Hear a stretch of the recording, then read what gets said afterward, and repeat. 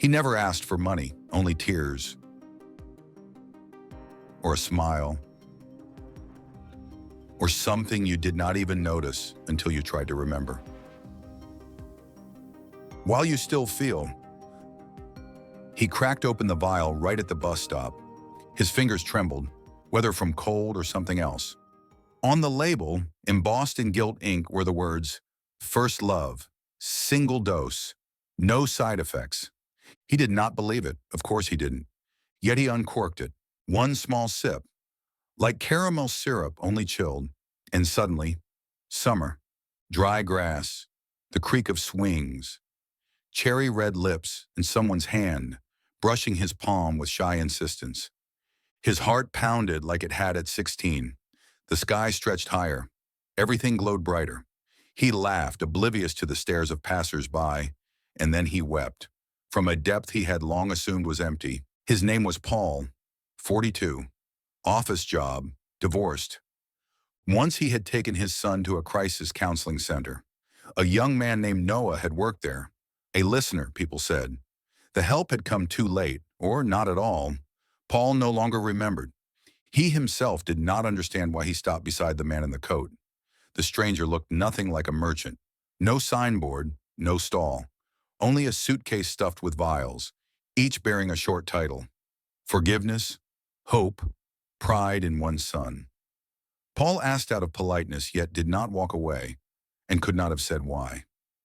"What do you want in return?" he asked. "Not money," the man replied. "Just look into my eyes." Paul did, and felt that he surrendered something. Not pain, not memory, but something subtler. It no longer mattered. He felt, truly felt. All night he wandered the streets like a drunk, hugging the air, singing, watching windows as though they were scenes in a film. By morning he could not recall his ex-wife's face. Even her name surfaced only with effort. He tried to summon tears, nothing. He played their song, still nothing. Emptiness. In the grocery store, he froze before the milk aisle, unable to say why he had come. He met a co-worker and could not recall the man's name. Something kept slipping, painless yet disquieting. On the third day, he returned to the bus stop, but the man with the suitcase was gone. Only an empty ampoule remained where he had stood, smudged with someone else's fingerprints. Paul picked it up, studied the trace of syrup within, and for the first time that morning felt something like anxiety. Faint, yet not his own? A week later, neighbors said it seemed he had moved away, simply vanished. The apartment key lay in the mailbox, neatly tied with string. No one remembered whether he had spoken to anyone beforehand, nor in fact whether he had ever been there at all. No one noticed was a smile. It was far too bright for 7 a.m., especially on the face of a teenager in a frayed hoodie, sitting alone on a cold bench. The smile was misplaced, as though someone had switched it on separately from the rest of his face. Noah was walking his usual route from his apartment to the crisis counseling center, past the bus stop by the old substation. He took this path every weekday, passing by whatever was absurd, odd, or troubling, because that was easier. Today something made him slow. He could not say what. Perhaps the boy resembled one they had worked with half a year earlier, the one who had said, "It feels empty inside, and Mom doesn't notice because I'm quiet." After that, he had fallen silent for good. Or perhaps it was the gloves. Noah's own. Worn, knitted, inherited from his father. He always kept them in his pocket, even in spring. One glove was missing today. He stopped. "Are you all right?" he asked gently. The teenager turned toward him, slowly as if rising from underwater. "It was beautiful," he whispered. "I felt like I was loved." On his knees lay an empty glass ampoule, small, sealed with a golden cap. The nearly rubbed-off label read, "Childlike Wonder, First Taste." Beside it pooled a drop of syrup, thick as honey. Noah crouched, touching the vial.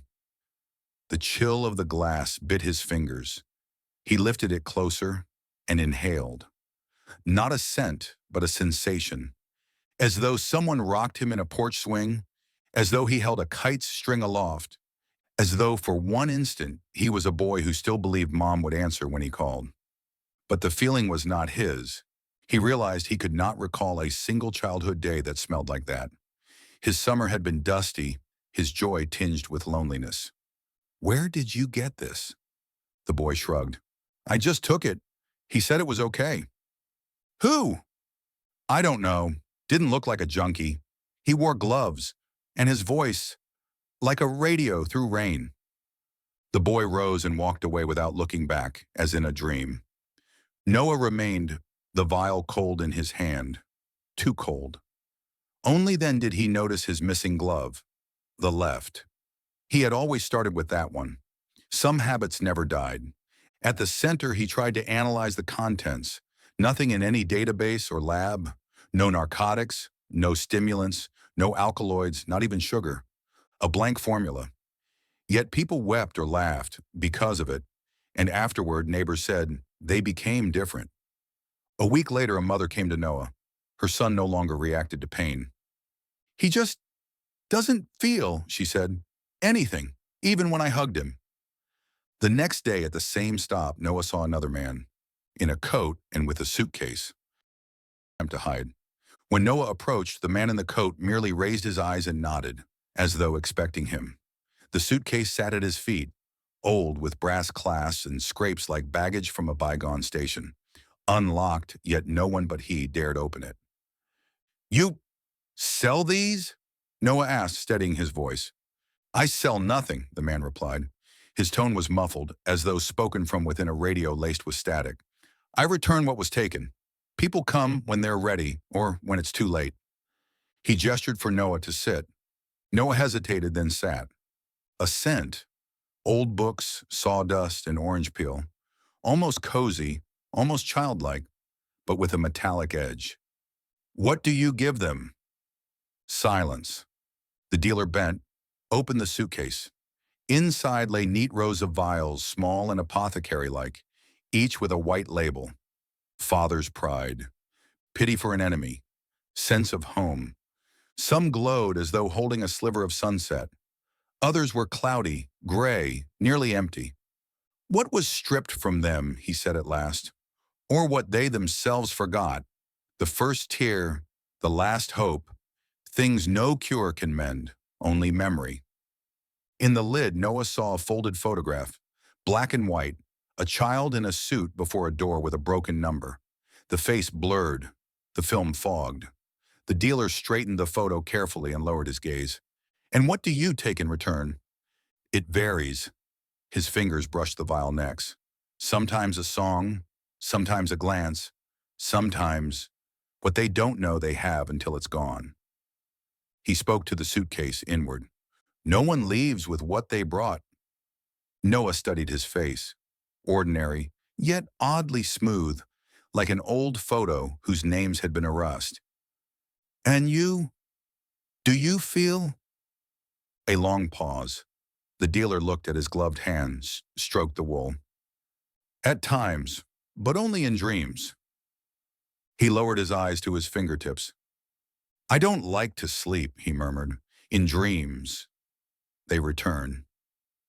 Who they were he did not say, but his fingers twitched as if shocked by light current. "Why do you do this?"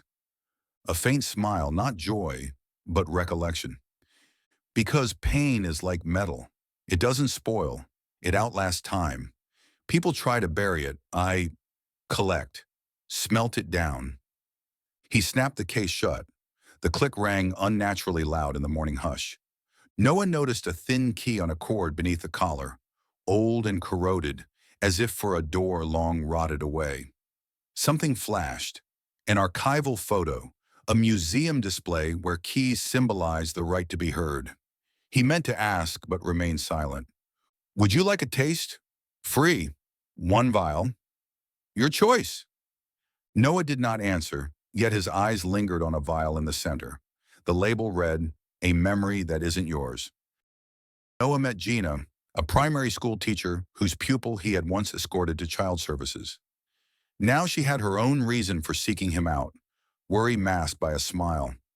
"Something's wrong with him," she said, pressing an almost empty ampule into Noah's hand. The label read "Maternal Acceptance," dated 2 days prior. "He laughs at odd moments, praises me when I scold him, and he draws things he never lived. Where did he get it? Said he found it, but I saw him speak with a man outside the school. He carried a suitcase, wore gloves, though it was 30 degrees. That week, the local clinic logged a rash of strange cases. Doctors called it psycho-emotional inversion, scrambled memory, flat affect, erased connections. Clinical terms for another reality. People weren't merely losing feelings. They no longer belonged to themselves. A widow laughed at her husband's funeral. A teen quietly shredded family photos without a tremor. One child climbed into a refrigerator and slept there saying, "It's quieter." Noah collected the vials, storing them in a metal box beneath his sink. He did not know why. Each night he lined them up, reading the labels. Pride without cause, fear of the first loss, laughter you regret later. He sniffed some, never drank, save once almost. The vial was labeled "That Evening on the Roof." Held to the light, the syrup shimmered like a distant city's glow. Then the scent, tobacco, linden blossom, rough leather, laughter breaking into a scream. Suddenly an image. Two teens on a roof. One says, "If you jump, I will too." Something inside Noah snapped. He recoiled. Had that been him? Had he ever stood on a roof? That night he left the box open and went to bed. In the morning he could not remember what day it was. In his notebook, the dates were dashes. Greeting a colleague, he spoke the wrong name. A trifle, yet she frowned. One client, about 40, found Noah himself. Sat on a bench opposite the center, staring. "At first I felt alive, real," he said, "but now I don't remember why I came. Am I married? Do I have a daughter? I was somebody?" He wept, steadily as if following instructions. "I became him." Who?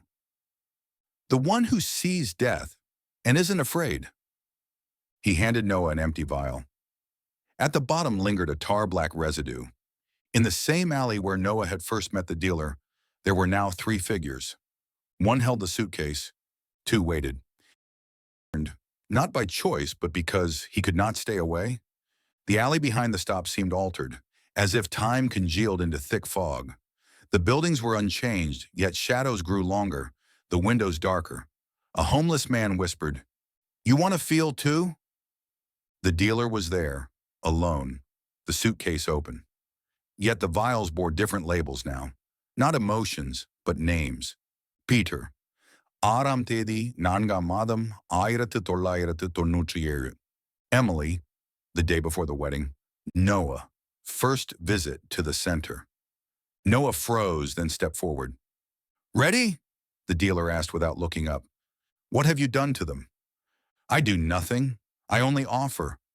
People choose what to forget, just to feel something." "Then give me what I can't remember," Noah said. Silence. The dealer shut the case, met Noah's eyes. Not threatening, only tired, regretful. "You're not ready. You still believe you can just sample this." "Not anymore." The case reopened, the movement hesitant, as if he argued with himself. He produced a vial, small and murky, nameless save for a faint engraving. "Pain that isn't yours." His hand trembled when Noah touched it. He flinched as though something inside strained to break free. "Careful," he warned. "Some things want to stay, even uninvited." Noah uncorked the vial and inhaled. Impact, like a blow. Not scent, but sound. Metallic screech, doors banging, stairs groaning beneath something alive. A woman's voice, soft, then a scream. Darkness. He did not see. He watched, hands bloody, footsteps on tile. He felt no horror or guilt, only observation, cold as a camera. He heard his own voice, yet spoke another's words. He staggered back. The vial shattered. A hot wave pulsed through the air, like a gunshot indoors. "What was that?" "What you asked for," the dealer said evenly. "I gave you my memory. One of the ones left." "It's not yours." He fell silent, eyes unfocused yet unafraid. "Sometimes I think they aren't mine," he murmured, "yet they stayed with me. So I was there, or silent. He looked at Noah. And that, he added, is worse. For a moment his face contorted, not pain, not remorse, more a spasm of recognition, as though he refused to understand what he now knew. You gave me part of yourself, Noah whispered. What did I give you? The dealer did not answer. Half an hour later, Noah stood at his office door, entering the code. Was it 4 digits or 5? He stared at the keypad as though seeing it for the first time, recalled, forgot again. Later, citing a report, he wrote Peter instead of his own surname and noticed only on rereading. He sat for a long time, staring at nothing. Something remained in him, foreign, and something of his own was gone. An old brick building with shattered windows. The plaque had peeled, but once it read, Museum of Memory for Victims of Violence. Noah traced it through fragments, stories, forum whispers. People said those who felt too much sometimes slipped inside. Inside smelled of wax, dust, and something else. Metallic, like an unlit surgical ward. The museum was closed to visitors, yet the door was unlocked. The hall resembled a gallery, photographs, objects, notes. Each display bore a name and a short inscription. Amy, 9, spoke the truth and vanished. Grayson, 31, didn't call because he knew no one would believe. Unnamed, still speaking. Noah walked on until he reached a dark chamber whose walls were mirrors. There stood the dealer, without suitcase, barefoot in a plain shirt. He did not turn immediately, only when Noah entered. You wanted to know who I am? I want to know how many of them are you. None and all. He ran a hand along the glass. A woman's face surfaced, then a man's, a teenager's, an old one, changing like frames of a silent film. Certain features repeated, the look in their eyes, a mole, the curve of a smile. Some were his. When I lost myself, I began gathering others, not out of malice, out of emptiness. He lowered his head. I thought if I collected enough, I would feel. He approached a display, lifted a vial labeled Her Love.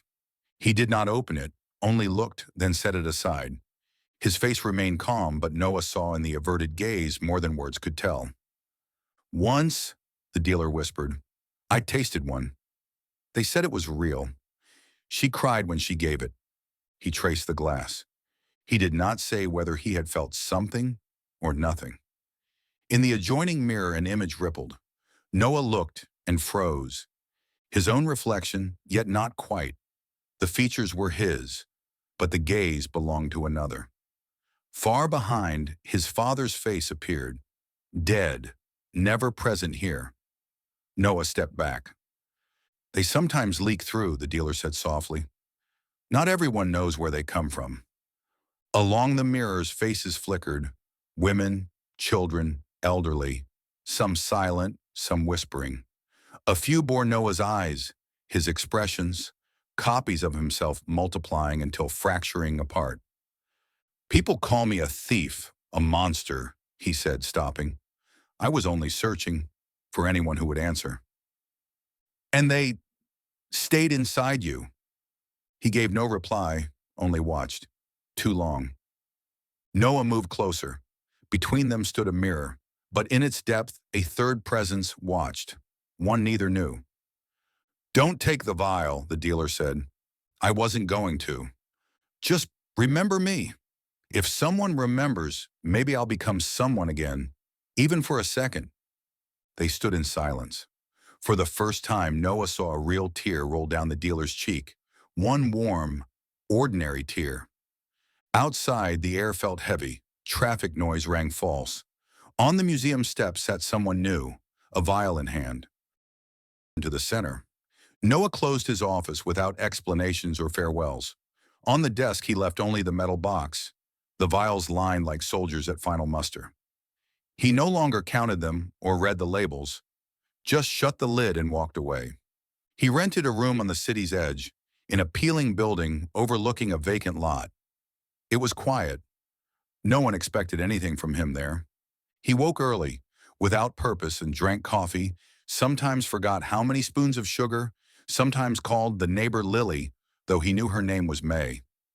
One day he opened an old box of videotapes the center had given him when the archive closed. The label, Clinical Observations, Do Not Circulate. He played one. The picture was blurred, but the sound was clear. A woman's gentle voice wrapping around him. You can tell me what you feel, even if you don't know how to name it. He leaned closer. The voice was almost familiar, yet he could not place it. No face, no context, only the certainty he ought to remember. He rewound, played it again, stopped. That night he woke to his own voice, or rather to a phrase he didn't understand, repeating, "It wasn't me, but I was there." He scribbled it on a scrap of paper, and by morning scarcely recognized his handwriting. He began keeping notes. Not of what he felt, but of what he might feel. Joy when a child first says dad. Shame for failing to save. Warmth of a hand held in rain. Loneliness that smells like bread. One evening he found himself before a mirror, studying his reflection. Then he said aloud, "I haven't forgotten who I am. I'm just not all of me." That same night he walked the city without Vial, without aim, through rain and storefront light, past cafes and stations, until he stopped at a playground. On a swing sat a girl in oversized rubber boots, holding a teddy bear. He sat beside her, did not ask why she was alone or where her parents were. "Who are you?" she asked. He thought, turned to her, said nothing. "Are you real?" He looked into her eyes and nodded. At that moment the sky tore open with rain. She laughed, arms outstretched, and he did not seek shelter. Drops pierced skin, soaked his shirt, reached bone. He shivered, from cold. And in that shiver was something pure. He felt chill, genuine, primal, his body remembering, this is what it's like to be alive. At the far end of the playground, beneath the awning, sat a man in a coat, stooped. A half-empty vial rested in his hands as though he dared not let it go. When Noah rose, their eyes met for a second. The man looked familiar. Paul, the same Paul, but now his gaze held neither light nor fear, only weariness and a faint, almost invisible sorrow. "Sometimes," he said, "I think I love someone." A pause. "But now I'm not sure." He awaited no answer, and Noah gave none. He simply walked on, into the rain-blurred street, steps dissolving in the hush of water, and understood. As long as you can feel, you can still choose. And if you can choose, you are not yet lost.